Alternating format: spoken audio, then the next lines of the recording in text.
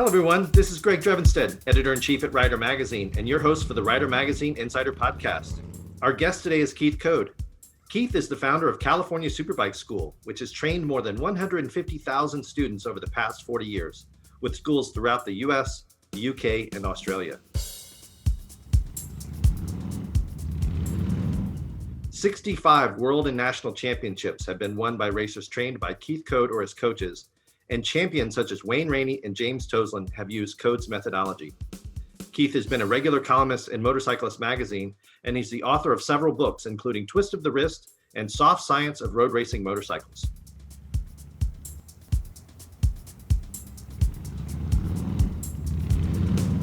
Keith, welcome to the show. Thanks, Greg. It's a pleasure to be here. What are we going to talk about? Well, for me personally, it's an honor to have you on the podcast. As you may or may not recall, back in 2008, when I joined the staff at Rider, California Superbike School was one of my very first assignments. I had never been on a racetrack before, and I went through the level 1 and level 2 training. I learned a lot over that weekend, and you guys taught me some good habits. And then I went on to be able to test motorcycles on the street and on racetracks with, more safely and confidently as a result of some of that training. And I just want to personally thank you for doing that, training me a long time ago. Oh, well, great. I love I love stories like that, and it's for sure it's not the first one I've ever heard, and I never get tired of them. And of the 121,462 students that have been through the Superbike School, this is our 40th anniversary. Wow! By the way, I'm never too proud to listen to great success stories. Well, as you just said, you've been in the game for a long time. From what I understand, you started your one-on-one training with motorcycle racers back in the mid-'70s, and then you started California Superbike School 40 years ago.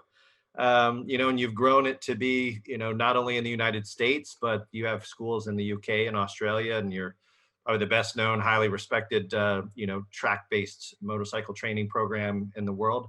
So how did you get started with all this? Oh my.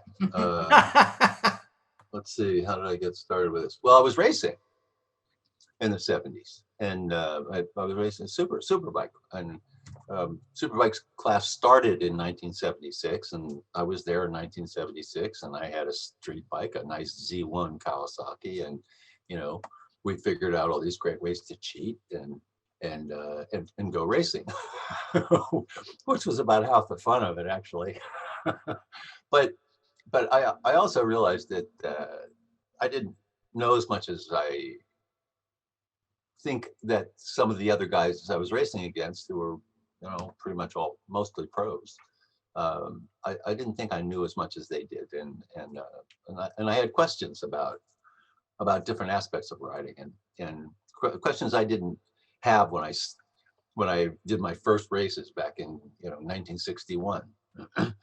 And I thought, well, there must be answers to these things. There's got to be the kind of underlying technology to it. It's got controls, it's got a throttle, it's got a brake, it's got steering handlebars, and all this gear change lever, and all this sort of stuff. And there must be something more to it. So I kind of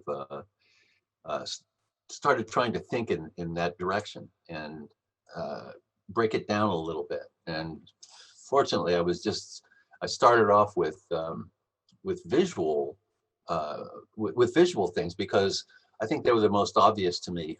that in some places I had great trouble. And speaking of those days back in the 70s, most of my track time was on Griffith Park. Okay. Yeah, they're in Los Angeles, sure. Oh yeah. I mean, I was also racing. I did start racing again, and I hadn't raced for a while. Once I moved back out here in 1970, most of my earlier racing was back east, and so I started trying to break it down, and I had just enough, I guess maybe I don't know, the ability to look at things and take them down to basic parts, and just enough ability to be able to unwind a good deal of the visual part of it, and I saw it for sure had helped me, and so I didn't want to go away from the industry. I didn't want to go away from racing, so I just put an ad in the Cycle News and said, you want to improve your riding? This is the Keith Code Rider Improvement Program, and it cost I don't know what it was, about $150 or something. 135. 135. Okay, there we go. That's a good memory. Got my mind behind me. And it was one day in the class where I just started writing notes for myself, and eventually using them with my students. And I had 7 pages of what I considered data, procedures, understanding of things. And I did some research, some visual research and that type of thing. And I tried to find out, what other people thought about visual comprehension and applying it to high-speed activities. And, things started to come a little clearer and a little clearer for me. And then when I wrote it down, and I would use that material, have the student read it, and then find out what they thought they read, and then we would go through those 7 pages. And then the next day we would go to the track. And usually we'd use Willow Spring because it was like $35, right? So $35, you could go out and ride all day long, right? Sometimes there were cars out there too, but you sort of ignored that sort of. Make sure all going in the same direction. Yeah, they're all going the same direction. That's okay. So, I started getting really good results with it. And most of the guys who came to me at first was the club racing in California was very strong at that time. The AFM was very strong. We had 900, 1,000 members to it, and we'd go to Riverside and Ontario, and rarely to Willow Springs, but mostly Riverside and Ontario. And the how many guys would show up? There were hundreds of riders, right? It was pretty strong. It was really strong. And there were a lot of guys who had cut their teeth, their pro teeth, with the AFM back in the day. And they would come out and they would race with you, and then you go like, oh my God, I guess I really got to get my stuff together here. I gotta go 10 seconds faster than I'm going now. Things like that, which were great actually, because it gave me some incentive, and I think others too, to try to get a little bit more out of it than just going out and racing for a couple of days and coming home with a plastic trophy. Sure. Well, there are, of course, are famous racers, ones who have won championships. They've, people read about them, see them in magazines and videos and so forth. And those people obviously have a lot of natural talent, but there's also a lot of racers who are not well known, that may have some level of talent, but that, I think because, some people think that maybe there are fast people and there are slow people, but they're clearly, through having gone through California Superbike School myself, because I have virtually no innate natural talent, but that with learning certain skills and paying attention and then applying those lessons and skills, you can get better. You may not become great, but you can certainly get to be a lot better. You can ride more confidently and smoothly. And that's what makes riding, whether you're on the track or not, a lot more enjoyable when you're not, scaring the bejesus out of yourself, going into corners, not knowing what you're doing. You're going in too hot. You don't know how to brake, don't know how to position yourself. So to be able to learn that in a school, I found it very valuable, because like I said, I'm not a racer, but it made me a better rider on the track when I'm on the track, and it made me a much better street rider. Don't ever discount the value of scaring yourself. Those are the things that do, in fact, have the tendency to push people forward, and when they can see them, and not everybody can, by the way, but when they start to, the veil starts to lift off of those things, and people see that they are making mistakes and things are a little lumpier than they thought they were supposed to be, and it didn't seem as smooth as that other guy, or that type of stuff, that they reach out for some help on it. And and that's one of the things that has always fascinated me, was the people who do reach out for help are the ones that actually want it.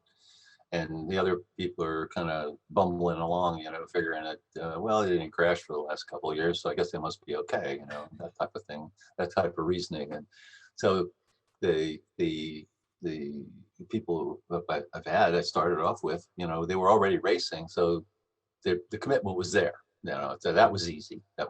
And the encouraging part about that, when I started on doing one-on-one, was after a year or so, I had a couple of dozen people take advantage of the school, and I sat down and I did the math on it, and I went, these people have averaged improving 7 seconds a lap out of this 20, 30, 40 people or whatever. I still have all the folders. Right.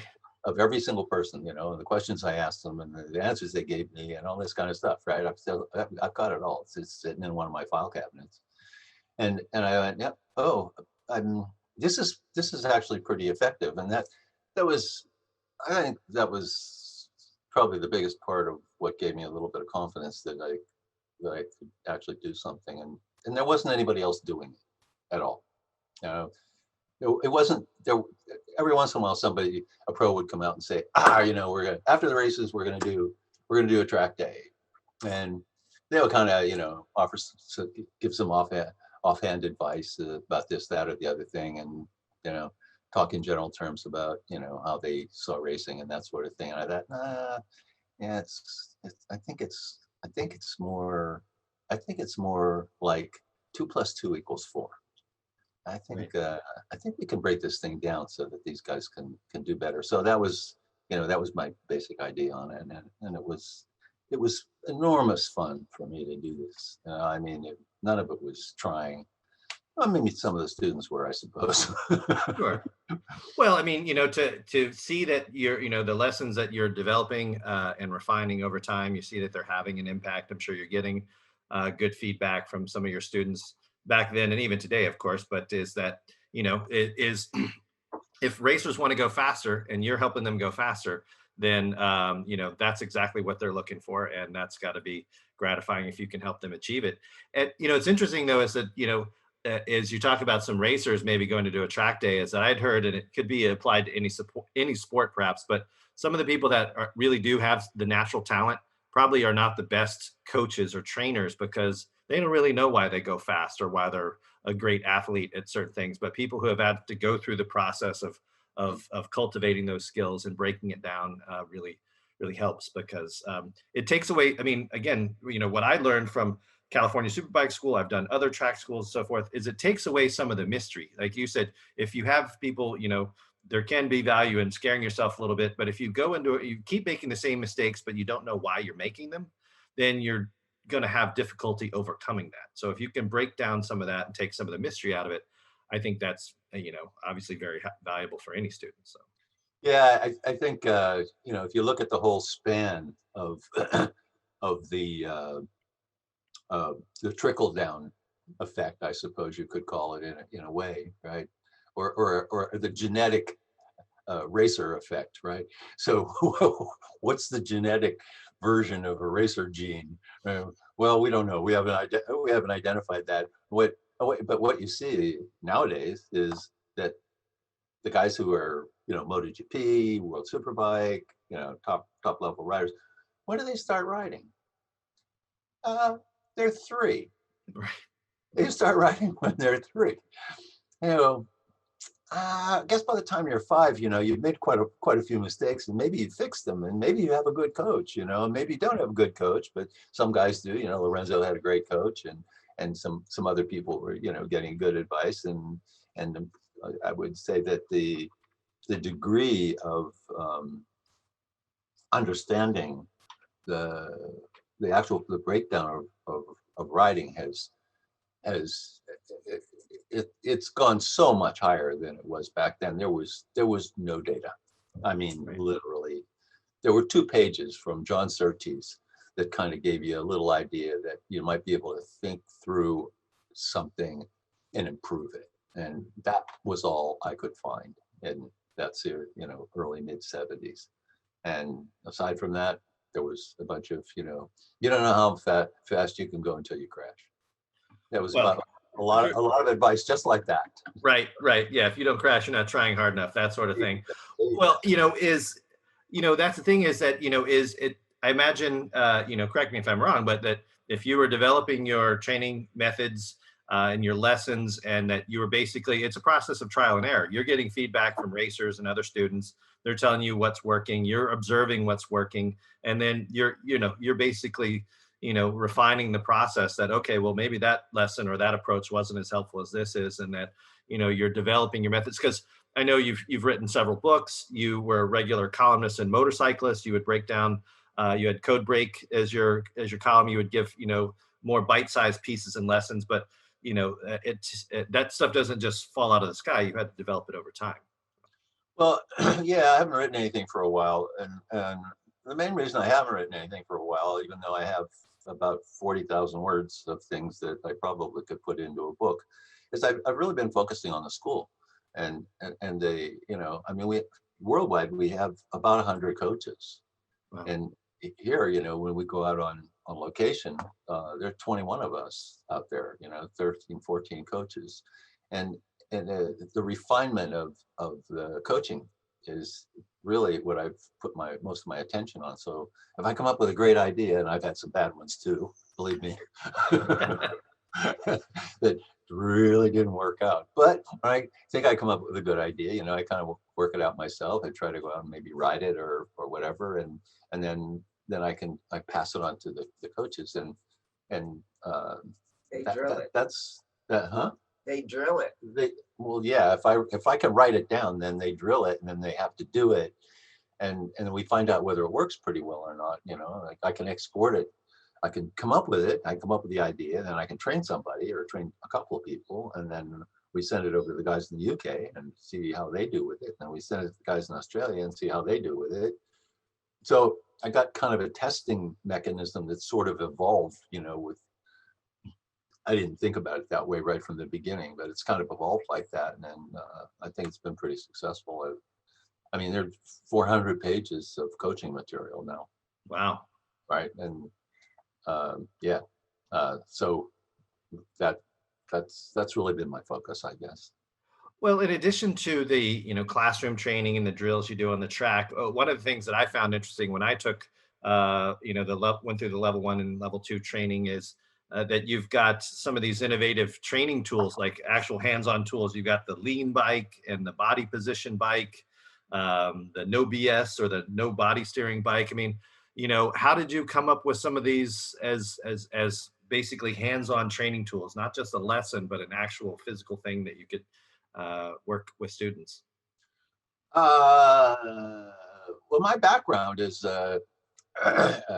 I wasn't a very good high school student, but I was a really good design school student after I managed to squeak out of high school. And I had some really bright instructors, and I learned lessons from them. I wasn't really riding much at the time. I learned lessons from them that you can take a complex subject like drawing and painting, right? These things they can go a million different ways, but that these guys were really, really bright, and they were able to take single aspects of it and show you develop drills and exercises for it. And that was my education on the subject, was people who were smart enough to be able to do that. And I learned how to draw, and I was terrible at it. So really terrible at it. But you're like, okay, what's one of their drills? One of their drills was to take a piece of paper and you draw, an 8.5 by 11 sheet of paper, and you draw an 8-inch square in the inside of it, and you make about 100 of these things, and you visually find the center of the page with your pencil and put a dot there, and then you put a cross from the top right to the lower left and the top left to the lower right, and you see how close you are at getting your dot in the middle of the page. And like, okay, it seems ridiculously, stupidly simple, right? But after you did about 50 or 75 or 100 of those things, you could get it every single time. And I went, there's something to that. This guy had a great drill, and I would have to attribute that kind of analytical thinking to that exposure. Really was an art school, design school.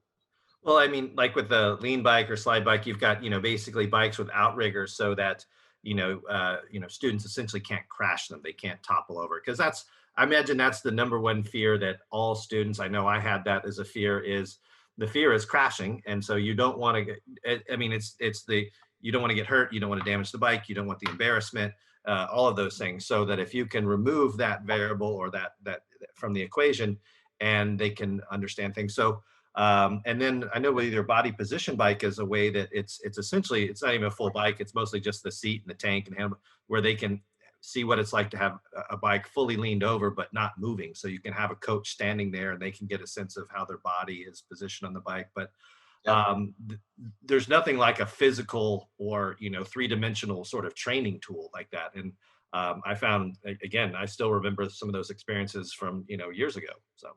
Yeah, no, it's absolutely true. But the idea on that, for sure, was to be able to put the rider in a position where they could do some things that they would normally be afraid of, right. and put their focus on what it was that you were trying to get across to them, and that they could see how that would improve what they were doing or could do. Or in some cases, that's really what the function of it was they saw things that they could actually do. I guess I can lean this bike over 20 degrees further than I've been leaning it. It's like, okay, what does that mean? It means a lot of corner speed. Right. Is what it needs. So I'm for sure. I mean, I'm proud of those things. They were things that just, I went, God, how am I going to train this? You can take somebody out one-on-one on a big skid pad, like out of the streets of Willow or something like that, and ride them around and run them around and run them around, many, many times. But it takes quite a long time to give them the essence of what it is you're trying to show them, right? So taking away the danger part of it was a key to being able to do it more quickly. Sure, that's exactly what I was saying. It's like you can get to that light bulb moment or that aha moment much more quickly and effectively if you remove some of the the fear and danger part that is holding people back. I mean, I imagine. So an interesting question I have is that for I don't know how many years now, at least maybe the last decade, you've been in your fleet at the California Superbike School. Now, I understand students can bring their own bike if it's track worthy or track safe. And even when our new road test editor guy went through your school back in June, there was somebody with a Harley Road Glide, and he was getting around the track pretty good, and he wants to compete in one of these bagger racing leagues. But that the fleet of bikes that you have that students can pay to use for the school are BMW S1000RR sport bikes, which are some of the most powerful sport bikes on the market. So how is that a good training tool for students that may have never been on a track before? You would not believe the load I got when I just told people that I wasn't going to use 600s anymore. I was going to use 193 horsepower 1000s. And I was like, are you crazy? You can't put people on those motorcycles. Why? They'll crash their brains out. They'll kill themselves. It'll be horrible. And your reputation is going to be bad for motorcycling in general and all this other kind of stuff. So I still wanted the bikes. right? I wanted the bikes. And Kawasaki, I've been with for 30 years, actually they were pulling back. It was 08, 09, right? The finances were big crashes in the motorcycle industry, as you probably well know. We went from about 110 or 115,000 new units a year down to something crazy like 40,000 new units a year. It was a huge bust. And I started putting people on these 1000s, and my thought on it was, these guys, people are going to get on these motorcycles. They got 193 horsepower. They'll go 200 miles an hour, basically. They go do a quarter mile in 155 miles an hour in, friggin' 10 seconds or something like that. And I went, I'll bet they'll really be afraid of these things. And that's what happened, right? People would want to wind the gas on and go, oh my God, this thing is really powerful. And not every single person, but most of them. And right off the top, there were a few things that I did change on our track safety thing, but not huge. But right off the top, we had a 40% reduction in crashes. Right off the top, immediately. Wow. Right. So all those people that were leaning on me about, how stupid I was and how crazy I was of putting, people on high speed motorcycles had to bite their tongues and and back off a little bit. I don't even know if they believed me, to be honest. But that's exactly what happened. Those are the real true statistics. Well, I don't know what the spec was on the S1000Rs when they first came out, but these days, with different riding modes and cornering ABS, I know that wasn't available, back in 2010 when the bike came out. But, are those sorts of things where you can dial down the power depending on the mode? You can have things like, cornering ABS, where again, it can at least limit people from grabbing a whole bunch of front brake and tucking the front. Are those helpful in your school, or are those things not really utilized to that degree? I mean, I know, like I said, when they first came out, you probably didn't have some of those safety features, and so you still had the reduction in crashes versus the 600s. But are these other things, have they been helpful as innovations to add to these bikes, or what? Well, the first bikes had traction control and ABS. Okay. So when you asked me that, what it reminded me of was I had a real seasoned set of corner workers that have been helping me already for quite a long time up in the Bay Area, and great group of people. This phenomenal. They're still helping me, and they got 25 years of being corner workers, and they're out there watching these people go around on the 1000s and going, and the reports are coming back on the radio. So, and it sounded like that guy had no idea that what he was doing. He would have crashed for sure if he had done that on a regular motorcycle. And I was going, oh yeah. So, the ABS and the traction control really worked out quite well. Actually, they kind of set bounds that the rider could ride within. Sure. Within them, right? But we never limited the horsepower. We would start everybody out in rain mode, and that does limit the amount of power you can get at certain lean angles, and and the intervention on the tire spin is at a higher level. That's all true, right? But it also started giving the riders a little bit better sense of what the limits are also, right? Because how many riders that we get would go out and roll the throttle on until the rear wheel started to spin, right? And the answer to that is about 1 out of every 10,000. Right. So this, when that little yellow light starts beeping on your dashboard, and they go, "What's that?" That's wheel spin. Yeah, that's the TC light. Yeah.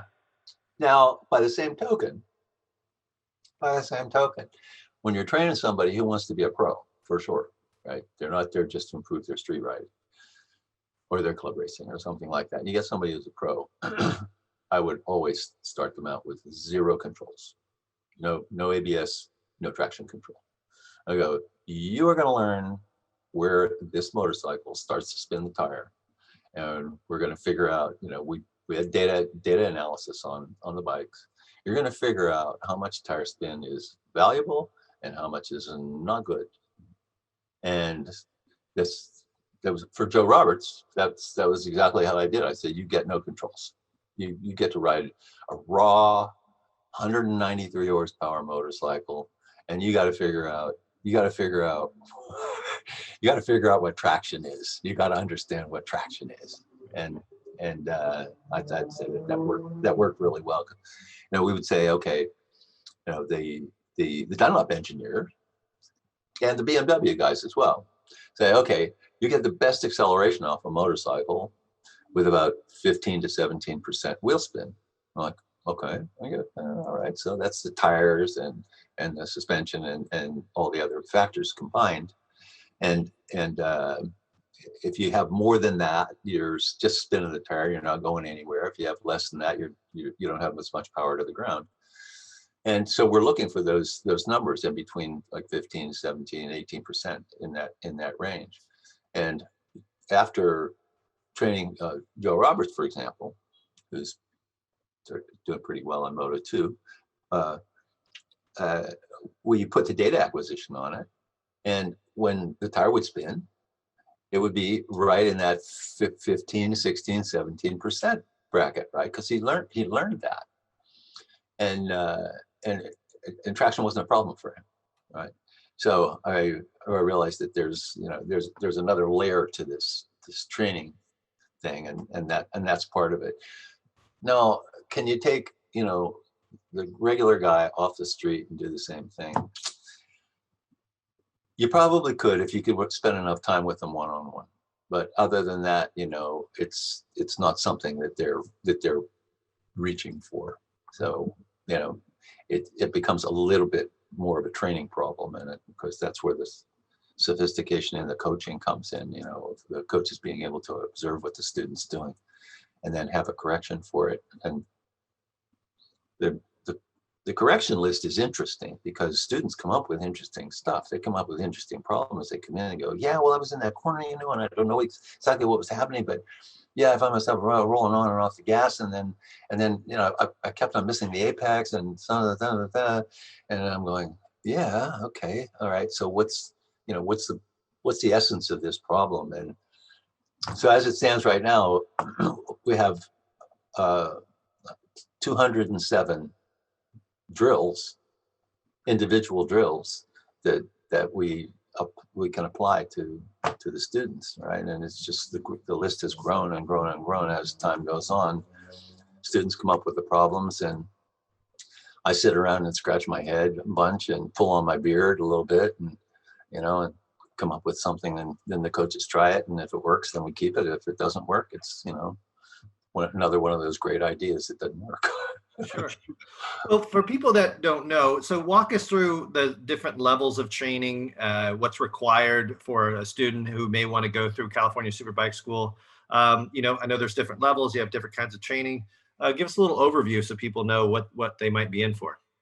Well, actually, the levels are broken down into groups of riding skills, techniques, or technology, whichever way you can call it, either one. And each one of the level 1, 2, and 3 have 5 different exercises on them. Right. The first one is a throttle control, turn points, et cetera, et cetera. Anyhow, each one of those first 3 levels is broken down into bits. The second set of drills is focused more on visual skills, and then the third one is more on body position and how you can operate. How you can improve what you're already doing well with body position, and some things you can do with body position that are very valuable on the street and also work on a track for sure. So it's the sort of the very basic set, visual set, and then the body position stuff as first 3 levels. And then our 4th level is what we call it? Level 4. Level 4. We call it level 4. And that's a more of an individual consultation kind of thing. We usually have somewhere between 1 and 4 level 4 coaches, and they take in between 1 and 3 students from each ride, and go through what it is that they're doing and what they can do to improve it. And that's where all those couple hundred drills that we come up with, that's where they apply. You know, we focus them in on that, and then give their on-track coach the data on what the student is supposed to be doing. So when they go out with the student, they have that written on their tank notes, and they see what they're doing, and they coach them along that line. So that individual part is what level 4 is all about. You know, so it can go anywhere. I mean, the student could work on the same drill all day long. They could have different drills every single time. They could perhaps be finding a smaller part or an aspect of a drill or a skill or technique, whatever you want to call it, that will help them improve. Sure. So that's what the 4 levels are. So basically you could go through level, like if you do a full day of training, you would do, like, let's say you did it on a Saturday, you could do level 1, you could come back on Sunday, do level 2. So are levels 3 and 4, they also mostly one day of training? And then I know you've got some 2-day camps as well. How do those differ? Level 3 is also its own thing completely. Okay. Level 4 is level 4, and it has breakdowns of all of the things that are on levels 1, 2, and 3, but there are also other drills on there that we can't cover on a level 1, 2, or 3 type days. So it's personalized consultations is what it really boils down to, and it's been super successful. We can't handle all of our level 4 guys sometimes. You know, they keep on coming back because they know that the program is going to be based on exactly what their problem is, and we can fill up whole days with just the level 4 people. We've had one guy who's done over 200 level 4 days. Wow. And I can tell you, his rides were really good. I'm sure. So even though, you know, it's called California Superbike School, and you do training at places like Streets of Willow and near Los Angeles, but you do training at tracks around the country. I mean, that's one of the great things about the school, is that, you know, you do it coast to coast throughout the season. Is that correct? Yeah, New Jersey, Kentucky, Virginia, Alabama. Where else? A new one at Pittsburgh, in Oh Pennsylvania. yeah, we're gonna do Pittsburgh. You do the Ridge up there in what is that, Washington State? That was our last set of schools we did. We had six days of school up there. Well, I mean, that's great, because again, you know, you got students that are all over the place, and that, you know, if they're going to invest the money in some training, if they don't have to travel super far, you know, don't have to come out to California, and there's a school nearby, that'd be great. And your training, it's usually from about February till March. I know that we'll make sure there's a link to the California Superbike School website on the show notes, but you've got your full schedule on the website, pricing and everything anybody would want to find out. It's February till the end of November, really. Yeah. And we do between 80 and 90 school days a year. Wow, that's a lot. Well, and the good thing, you know, is that, for example, our new road test editor Guy, he had just come on staff. We had a little bit of difficulty getting him some apparel, so he was able to. And this is something that people should know: is that as a student, again, you know, there's a price for if you use your own bike. There's a price for if you use a California Superbike School BMW. But in the training price, you can use leathers, helmet, boots, gloves. People, if they don't have track appropriate gear, that they can they can use that as well. Is that correct? Oh yeah, we got I don't know how many sets of leathers we got. 60 or 70 sets of leathers. We got zillions of boots. We got helmets up the yin yang. We got gloves. Yeah, we can suit everybody up, but quite a few of the students come with their own stuff. Sure. And so you basically need to just be a licensed motorcycle rider. Is that all that's really required? Competent street rider. Well, we don't ask them for their license. Well, I mean, for example, since it's on a track and there are some young people that race, do you train young people that are in their, teens that aren't maybe 16 or 18, but they're maybe 14, or is that less common? I think the youngest students we've ever had were 9. 9. Okay. Yeah, but they'd already been racing for 3 or 4 years. I see. So yeah, you're helping them take them to the next level. Yeah, sure. They start at 9, and I think the oldest student we've ever had was 82. 82. Yeah, he's a pretty good rider too. I bet. I don't doubt it. That's what you want to be doing when you're 82 if you can. So that's great. Oh, it was wonderful.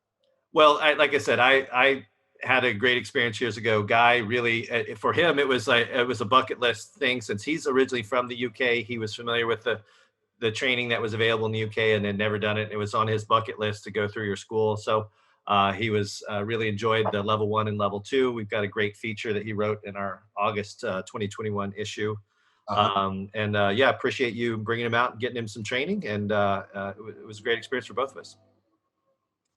Well, the cool thing, there's some great things about this school, and I don't know what other activities are like this, but the coaches are so enthusiastic, and that's one of the the precedents we use to hire these guys.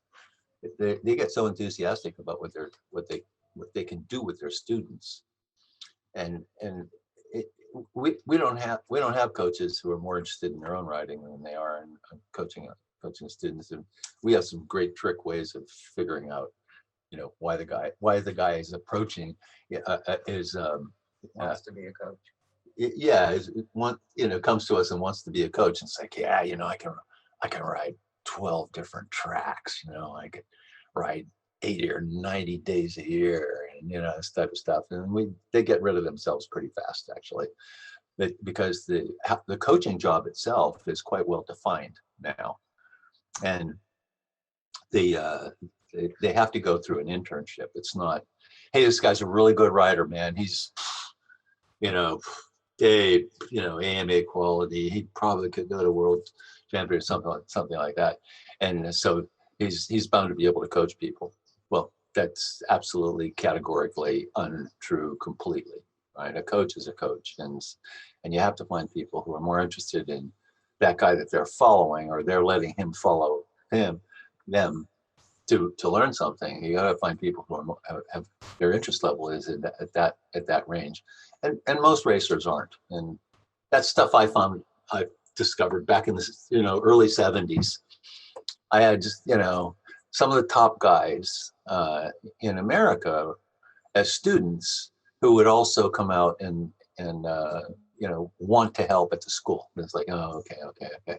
So like 1 out of 5 of them actually turned into a pretty good coach. That was Wes Cooley. Ah, okay. Yeah, I mean, Wes Cooley was for sure a big name back then. He was a wonderful guy. Just we got along fantastically, and he put his whole self into it. He didn't try to be smart ass or smarter than these other guys or really be working on his own writing or anything like that. He was absolutely interested. And most of the other people that we had come out, Eddie Lawson was fantastic, right? I mean, 2-time world champion, right? Sure. Yeah. Well, yeah, I mean, I imagine it's like, you say it's like, it's not just how fast I go, but it's personality, ego, or lack thereof, and the ability to like really want to help other people improve, not just do it yourself. Yeah, exactly. That's the thing is that thing. But the payoff, the great payoff on it is that when the coaches apply the data that we've figured out it actually works, and the way it works, and how they relate with the students, and how they push the student forward or not push the student forward, the kind of drills that they assign to them, the ones that'll work and ones that don't work.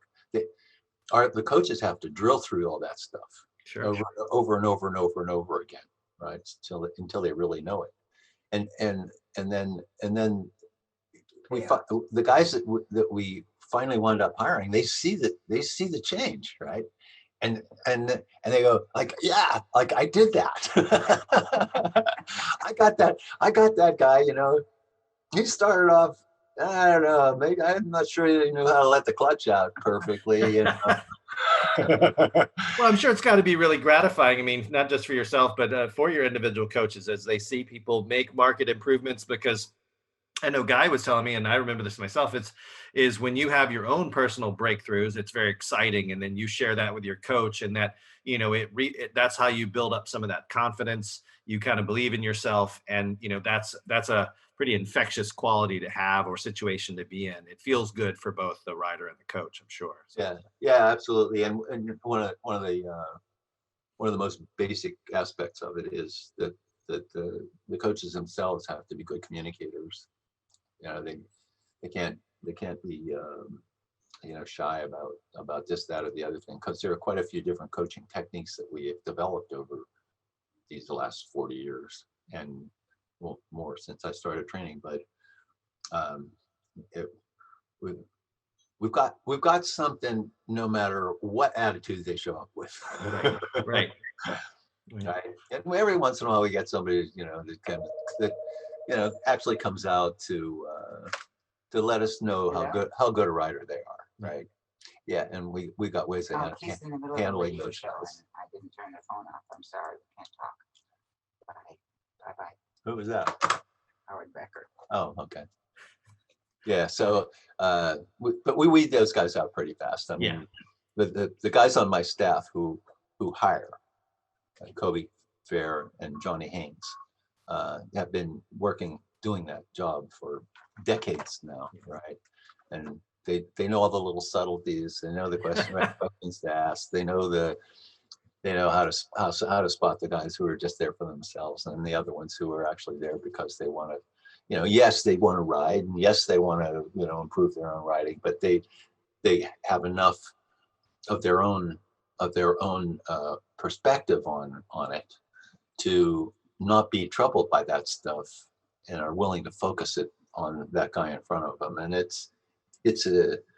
I think we hire something like 1 out of 20 or 25 people who apply. Wow. Right. Yeah. So it's because not everybody has that viewpoint. They go, all right, I got an S1000, and they're going to give me some nice new letters and all this other kind of stuff. So that happens, but less and less as time goes on. Well, one thing I've wanted to ask you about is your son Dylan has been actively involved with your school. I mean, so the California Superbike School has been, very much a family-run operation for a long time. It must be gratifying to have the next generation that's, training other students and being actively involved in the school. So, yeah, you've created quite a legacy. Yeah, Dylan's been working at the school since I think he was 10. 10. Yeah, he was 10. But he took a hiatus. Yeah, he went off and did some other things for a while, and then he came back. And at one point along the line, I looked at it and I went, oh man, you got to do a technical briefing. Got to do at least 5 of them a day. Sometimes on other camps we do 7. And it's the curriculum on level 1, level 2, and level 3. Okay, fine. And I went back and I looked it over and I went, I've done 12,000 and change technical briefings. He's a really good material presenter, right? And in many ways, I think he's even better than I am, right? I mean, I come up with stuff, but he was really good. And then he added some other neat stuff to it, and he's put lots of neat little changes, visuals, and more data, and more video, more visual examples of various things. So he's really, really, really improved it, and it's been great. So I haven't I haven't done technical briefings for several years now, you know, Ever since you fired me. ever since I fired Judy. Fired your wife? Well, you gotta realize she did 30 years at the school. Oh yeah, yeah. Well, so maybe Yeah. she just retired. I got kicked her out. I said, "Don't you have anything else to do? You know, you've already done this. You're great at it. Now now you need to train Dylan's girlfriend, right?" Which she Seems like she's did. got a full-time job keeping you in line. So There's that too. yes, there's that. Well, Keith and Judy, you've been very generous with your time. I really appreciate the opportunity to talk with you. I appreciate the opportunity to have gone through the school in the past, and thanks for training our new road test editor guy. It means a lot to us at the magazine, and so I hope you guys enjoy the feature. We'll make sure we get you guys some extra copies of that magazine. So, is there anything else you want to say or share before we sign off? I don't know. It's this whole thing about motorcycles is fantastic because after these 127,000 students or whatever it is in 40 years of doing this, plus the other earlier stuff, I realized that this motorcycle riders just have a little different. They're willing to put themselves in obvious and known danger. Mm-hmm. On a daily basis, every time they swing a leg over a motorcycle, right? And that in itself is something that elevates them sort of, emotionally, or their emotional tone is greater. They're more, I think they're more widely acceptable. Their acceptance level of instruction, right? And they're willing to pay for it too. And that's not a little thing that just keeps us all going. It's somebody who's willing to pay for it is obviously, thrown their hat in the ring and said, yeah, okay, I could improve. And you know what? I'll give you some money too. I'll give you a few $100, right? Or they're going to come to the 2-day camp and give me a couple $1,000, right? Where things are more expensive, but worth it, of course. But at any rate, that it's a fantastic thing. You're in the motorcycle business, and all those people you talk to all the time, right? Most of them have this same viewpoint, and I think it's fantastic. It's a cut above the norm. It's a cut above the norm. That's right. Absolutely. I mean, to be a motorcyclist, you've got to be more actively engaged in the world. You can't really be on autopilot.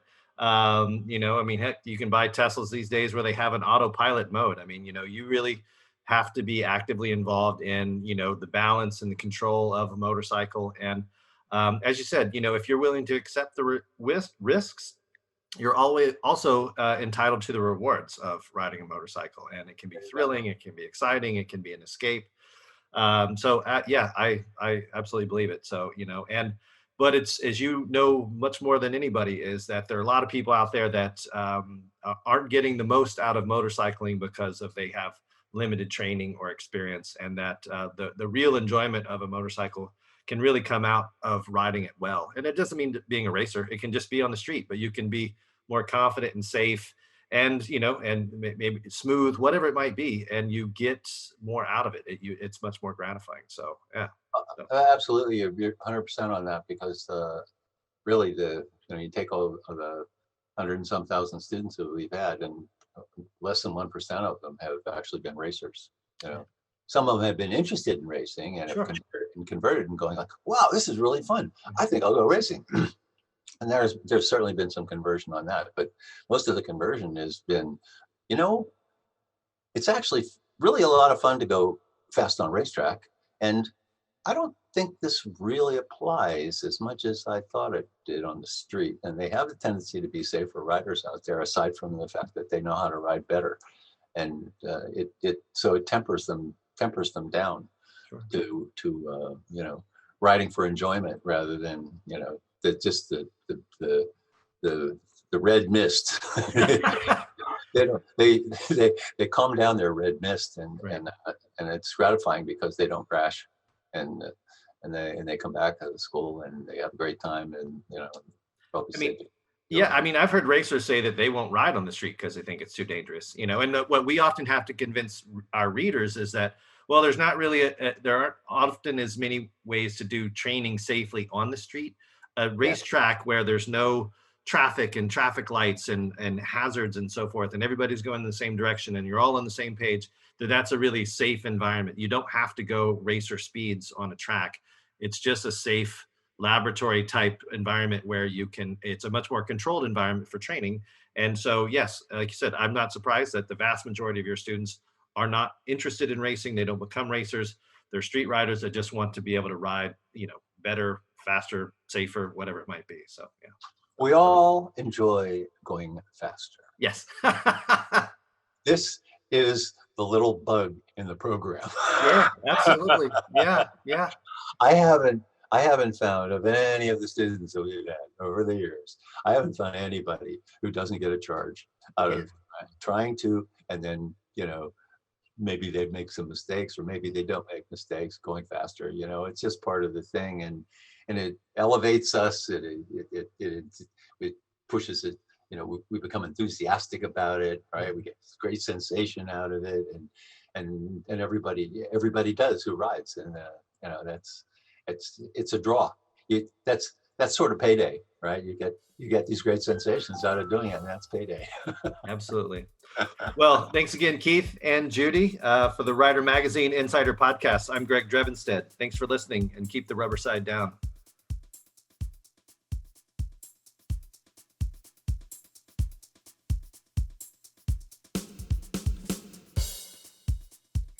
If you've enjoyed listening to the Rider Magazine Insider Podcast, please subscribe, leave us a positive rating, and tell your friends. We also encourage you to visit ridermagazine.com, where you can get the latest in motorcycle news and reviews and sign up for our free weekly newsletter. You can also subscribe to print and digital editions of Rider Magazine, which is published 12 times a year. Thanks again for listening.